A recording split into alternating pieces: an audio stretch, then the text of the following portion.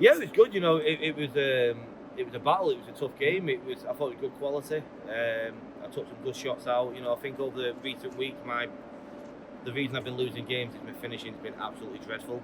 And I said to Chris before when we were practicing, I just want a good game on the doubles. Even if I lost, I just want a good game on the doubles, and I took a couple of good shots out under pressure, and take a lot of confidence away from today's win. Yeah, what started as looking like a bit routine turned into a contest in the middle. Was that Daryl coming into the game or something on your side? I think he came into it, definitely, but I think from both sides really. I stepped off the mark. When I took that 1-2-4 out, I gave it a bit.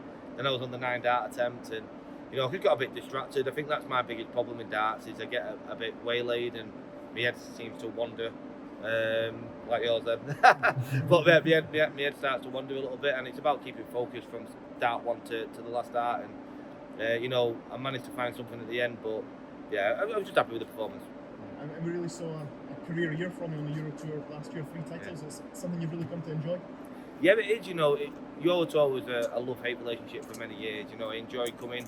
It's good money in these Euro Tours, and you get to see different places. But when it got to like Sunday nights, I was absolutely done. And it took me a long time to find the formula, what works for me, and I found that now. And I'm excited for this year.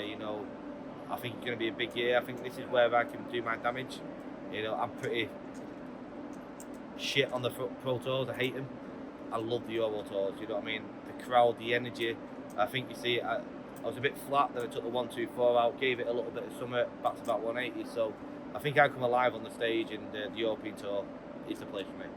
Thank you. Thank you. A few words for the Polish fans. Go on Google, type Mr. Brightside lyrics, right, and then have a read, and we can sing it together. Thank you. No worries. What a Nathan. Thank you. How close do these European tours feel like to TV events for you as players? Some of them feel like TV events. Okay. That didn't. It's the venue.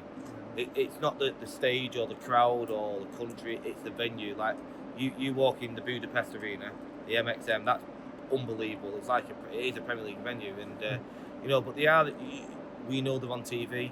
They're getting watched. It's big crowds, and they do feel it. And I will say it, and a lot of people say it. Take the match play out the equation. I love the European Tours are the place to play darts, and the crowds wherever you go in Europe are fantastic, and I just love playing them. You've mentioned about your ranking a couple of times. The last time we speak to you, are these a really big opportunity for you to boost that? Yeah, already, I looked at what I was defending, 43 grand till October. I think I've won 25, well, plus that 30 now. Yeah. So I've got about 40 tournaments to defend 13 grand. Yes, you know what I mean? It's amazing, and that's why I'm going to play in as much as I can. I have pulled out of Leicester next weekend. That's purely down to a little bit of tweak on my shoulder, which I'm just missing. Nothing bad. But I'm going to play as much as I can. I love coming to these different places, and the European Tour is massive money now. So, yeah, just keep playing them. You spoke to Chris Dobie just before yourself. It's your wedding, obviously, later this year. Yeah. Congratulations on that. He said that he didn't want to be the fat boy at the stag do. Yeah, well, I'll put some weight on, to be fair. I'll stop my running. He's done well, Chris, to be fair. He's lost a lot of weight naturally, I must admit, as well. But yeah, the wedding is going to be, the stag do is going to be immense. We're doing it over the World Cup week because, trying to get in the England, the World Cup darts. Obviously trying to get in that team with them too is impossible. So, yeah, there's a few of the lads coming. Me, Dobie, Cullen, Ross Smith. It's going to be hectic, and I can't wait. As long as I don't get tied up around the lampposts. Cheers, mate. Two more questions from the congratulations. please. You talked to All right. Sorry, okay. Yeah, sure. Have you ever been before in the Krakow? You know that you have been in Poland. Have you been in Krakow, and do you enjoy the city yet? I've not been to Krakow before. I've been to 2 other places that I can't remember the names, but I'm going to go out this afternoon. That's one of the beauties of being on early. I can go back, get changed, go for some food, and have a look around and see where it can cause mayhem. And do you try any Polish food or Polish drinks? I'll probably try some of the vodka.